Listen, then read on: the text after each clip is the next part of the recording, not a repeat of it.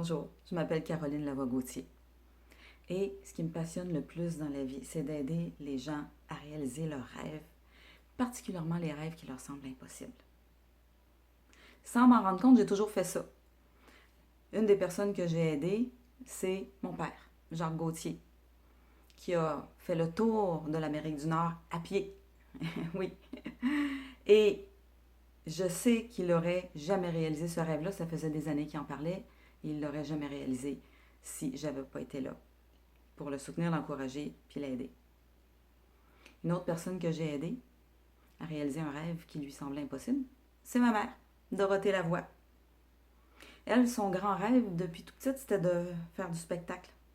Puis elle avait jamais osé le faire. On pensait qu'elle avait pas assez de talent ou qu'il était trop tard. Et puis, à 71 ans, avec mon aide, elle a réussi à monter sur scène, à créer ses propres spectacles solo, à apprendre à chanter pour la première fois de sa vie à 71 ans. Il y a plein d'autres personnes que j'ai aidées depuis que j'ai découvert que je faisais ça, puis que je le fais de façon consciente. Donc, c'est un don que j'ai. Et au fil du temps, pour m'aider à réaliser ça, donc pour m'aider à aider les gens à réaliser leurs rêves, eh bien, j'ai créé un jeu. Ah oui, un jeu. Et ce jeu-là, je l'ai transformé en outil de développement personnel. Parce que j'ai découvert que jouer dans la vie, c'est une des choses qui nous permet le plus d'avancer, d'évoluer, de se transformer, de comprendre, d'intégrer les choses.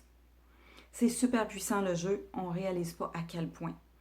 Culturellement, on a été un peu déformé avec ça. On a appris que la vie c'est sérieux, qu'il faut arrêter de jouer, le jeu c'est pour les petits-enfants, puis qu'il faut arrêter de jouer à un moment donné pour devenir sérieux. Eh bien, en fait, la réalité c'est que c'est l'inverse. Il t'a juste à regarder les animaux sauvages ou domestiques. Ils n'arrêtent jamais de jouer. Ils apprennent tout en jouant. Et les humains, c'est pareil. Alors, je vais te montrer le jeu que j'ai créé, puis je vais te parler de l'atelier sur lequel ce jeu-là est basé. Avant que je t'amène voir mon jeu, je voudrais poser quelques questions.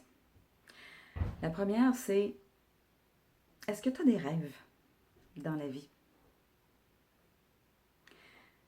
Ma deuxième question, c'est, est-ce que tu les réalises, tes rêves? Alors peut-être que tu as des rêves que tu as déjà réalisés, puis peut-être que tu en as d'autres que tu n'as jamais réalisés. Si c'est le cas, pourquoi tu ne les as pas réalisés? Est-ce que tu crois que c'est pas possible? Ou est-ce que tu crois que c'est possible, mais pour les autres, pas pour toi? Peut-être que tu crois que toi, tu n'as pas les capacités, ou tu n'as pas les talents, ou tu n'as pas les compétences. Ou à l'âge que tu es rendu, il est trop tard. Ou tu n'as pas les moyens. Parce que ça prend de l'argent pour réaliser ton rêve. Si il y a une de ces choses-là qui t'empêche de réaliser tes rêves, il y a des bonnes chances que je puisse t'aider. Une dernière question. Peut-être que tu me dis, ouais, mais moi, j'en ai pas de rêve. Il y a des gens qui me disent ça des fois. Eh bien, j'ai envie de te dire, si tu n'as pas de rêve, c'est pas vraiment possible. Tous les humains sont faits pour rêver, puis pour être créatifs.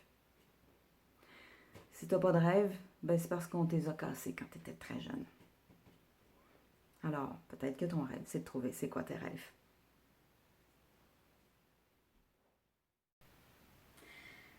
Donc, voici le jeu en question. Alors, comment j'en suis venue à créer un jeu? J'étais en fait en plein burn-out.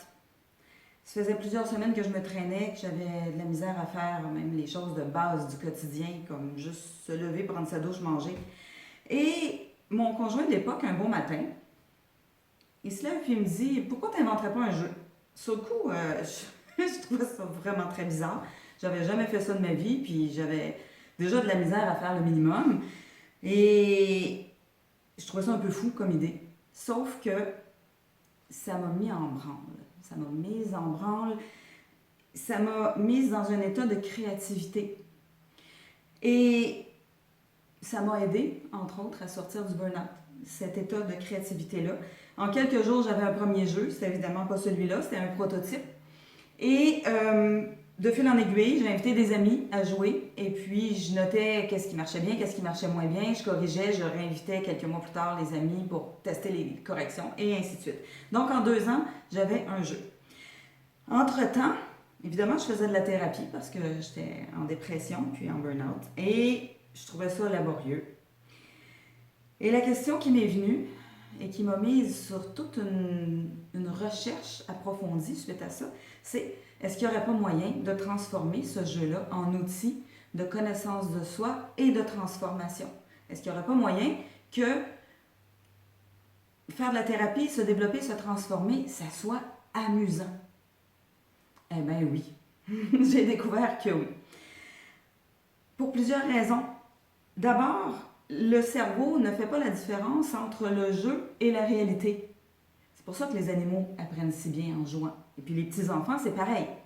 C'est un peu dommage qu'on ne continue pas à les faire jouer à l'école. Je crois qu'il y aurait beaucoup moins de décrochage scolaire. Alors, pour en revenir à nous, les adultes, donc c'est pareil. On apprend mieux en jouant, on se développe mieux en jouant. Tout s'intègre mieux en jouant. Puis l'autre avantage, c'est que on peut expérimenter des aventures qu'on n'oserait pas expérimenter dans la vraie vie parce que ça nous terrifie trop. Les enjeux sont trop grands. Dans un jeu, les enjeux ne sont pas aussi grands. Alors, ça nous permet d'expérimenter, de tester. Et ce qui est intéressant, c'est qu'on développe des circuits neuronaux sur des nouveaux chemins, des nouvelles façons de faire, des nouvelles façons d'être, tout autant pendant qu'on joue que si c'était dans la vraie vie. Alors, les circuits neuronaux qu'on développe en jouant, ils vont nous servir après dans la vraie vie. C'est comme une pratique, si vous voulez. Alors, ce jeu-là, moi, je l'ai conçu basé sur la quête du héros. La quête du héros, tu en as peut-être déjà entendu parler. Ça a été mis en avant pour la première fois, à ma connaissance, par Carl Jung.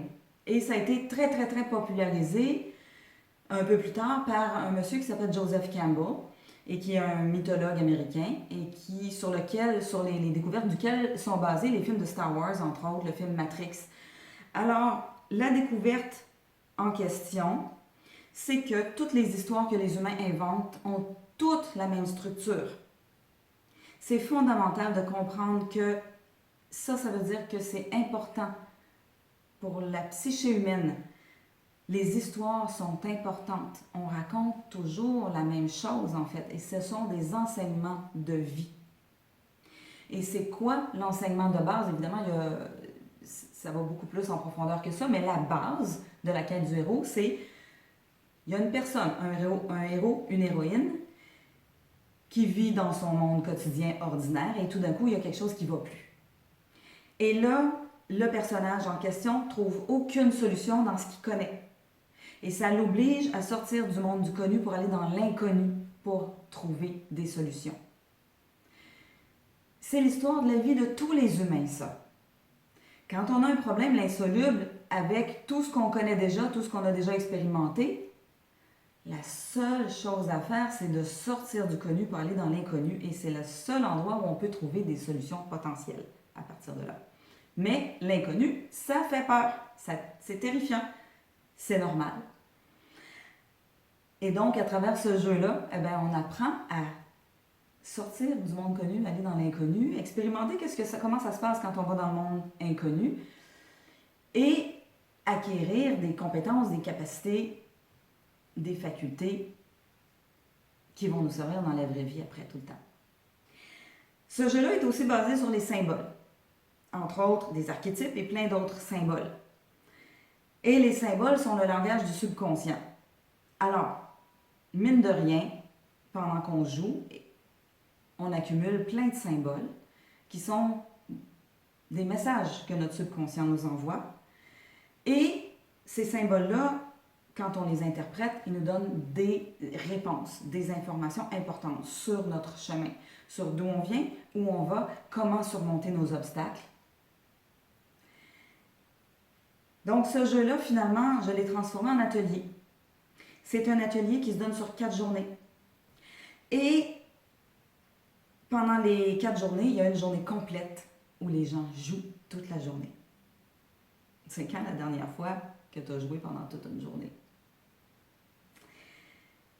Et les autres journées servent à interpréter les symboles et voir qu'est-ce qu'on peut en faire. Il ne suffit pas juste d'interpréter, mais il faut en faire quelque chose de concret aussi après.